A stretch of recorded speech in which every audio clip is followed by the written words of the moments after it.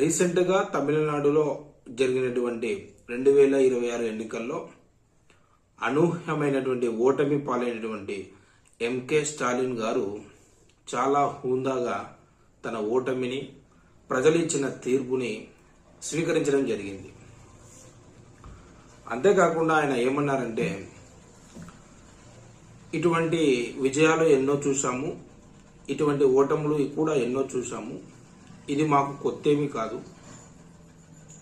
మరి ఒకసారి బలమైన ప్రతిపక్షంగా తమిళనాడు రాష్ట్రంలో ప్రజల పక్షాన నిలబడి ప్రజల గొంతుగా వినిపిస్తామని చెప్పి ఆయన హుందాగా చెప్పడం జరిగింది.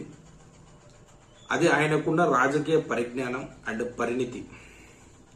దశాబ్దాలుగా రాజకీయం చేస్తున్నారు కాబట్టి ఎటువంటి టైంలో ఎటువంటి డెసిషన్ తీసుకుంటే ప్రజల గుండెల్లో మనం ఉంటాము, ప్రజల గుండెలో మనకు నెగటివ్ ఆస్పెక్ట్ రాకుండా ఎలా ఉండాలి అనేటువంటి ఆలోచన ధోరణితో ఆయన ఆ డెసిషన్ తీసుకోవడం జరిగింది.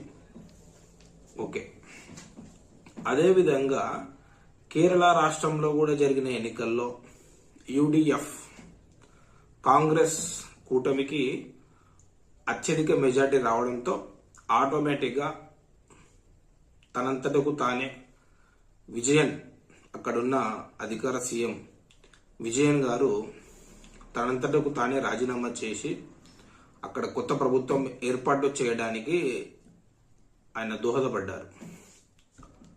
అంటే అది ఆయన వాళ్ళ కర్తవ్యమే కాకుండా అది ప్రజాస్వామ్యంలో ఒక భాగం. ఇక్కడ ఈ ఇద్దరు ఏ విధంగా అయితే ప్రజా తీర్పుని స్వీకరించి అక్కడ కొత్త ప్రభుత్వాన్ని ఏర్పాటు చేయడానికి వాళ్ళు ఏ విధంగా అయితే ఒప్పుకున్నారో,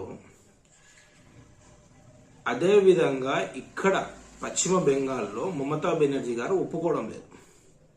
ఎందుకు ఒప్పుకోవడం లేదు అంటే, బీజేపీ పశ్చిమ బెంగాల్లో ఓటు చోరీ చేసింది అని ప్రధానంగా ఆమె ఆరోపిస్తుంది.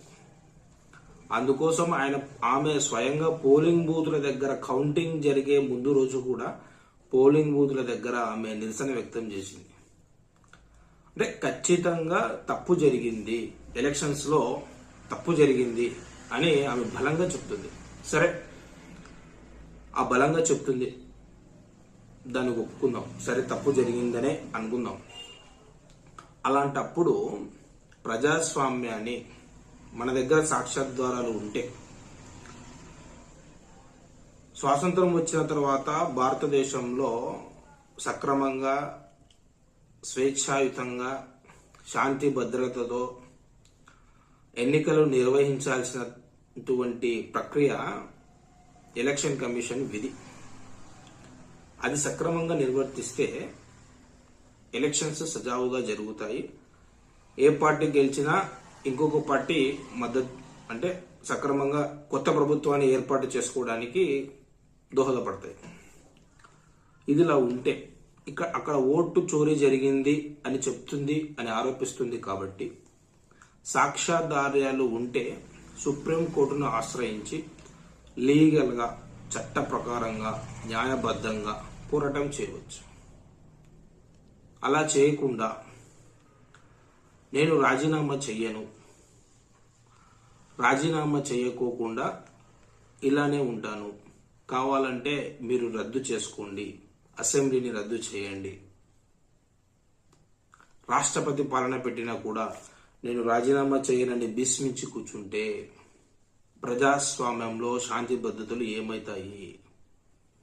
ఒక ఉన్నత పొజిషన్లో ఉన్నటువంటి అధికారిని, ఒక సీఎంగా 15 ఏళ్లు పరిపాలించినటువంటి ఒక సీఎంగా చేసినటువంటి ఆమె ప్రజాస్వామ్యాన్ని రెచ్చగొట్టినట్టు కాదా? తృణమూల్ కాంగ్రెస్ లో ఉన్నటువంటి కార్యకర్తలు ఇది అదునుగా చూసుకొని బీజేపీకి కాబోయే సీఎంగా ప్రకటించినటువంటి ఒక నేతకు సంబంధించిన పిఏని హతమార్చడం జరిగింది. అంతేకాకుండా జన సమూహాలలో, మార్కెట్లలో దుకాణాలను ధ్వంసం చేయడం జరిగింది. పబ్లిక్ కి సంబంధించినటువంటి వాహనాలను ధ్వంసం చేయడం జరిగింది. ఇవన్నీ ఒక ప్రధాన నేతగా ఉన్నటువంటి తృణమూల్ కాంగ్రెస్కి చెందినటువంటి మమతా బెనర్జీ గారే రెచ్చగొడుతున్నట్టు ఉంటే మామూలు ప్రజాస్వామ్యంలో ఉన్నటువంటి రౌడీలకు ఏ విధంగా ఉంటుందో ఒకసారి ఆలోచన చేయండి. ప్రజా తీర్పు ఏదైనా సరే దాన్ని స్వీకరించి సాక్ష్యాధారాలు ఉంటే చట్టబద్ధంగా సుప్రీంకోర్టు ద్వారా తేల్చుకోవడం, లేదా రాజకీయ అసమ్మతి తెలిపి ప్రజాకోర్టులో ప్రజాక్షేత్రంలో ప్రజలకు అర్థమయ్యే విధంగా వివరించి తెలియజేయచ్చు. ఆ విధంగా కూడా పోరాటం చేయొచ్చు. ప్రధాన ప్రతిపక్షంగా ఉండి బీజేపీని వచ్చే ఎలక్షన్స్లో మట్టి కనిపించవచ్చు.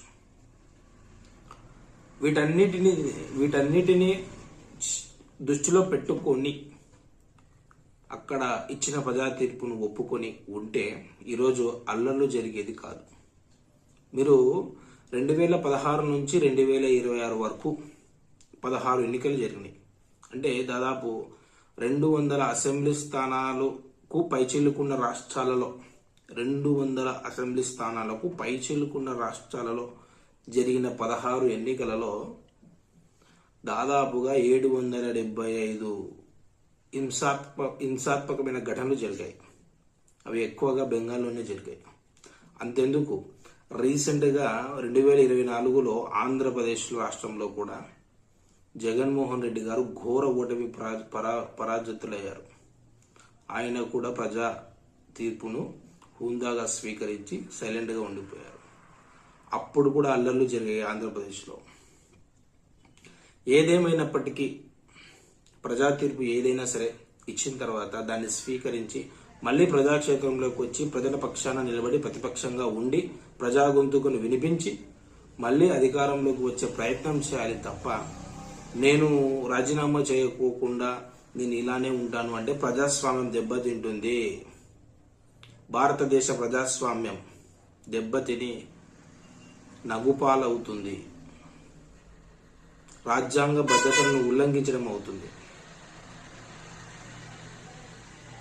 ఒకసారి మీరందరూ ఆలోచన చేయాల్సిన అవసరం ఎంతైనా ఉంది. Thank you.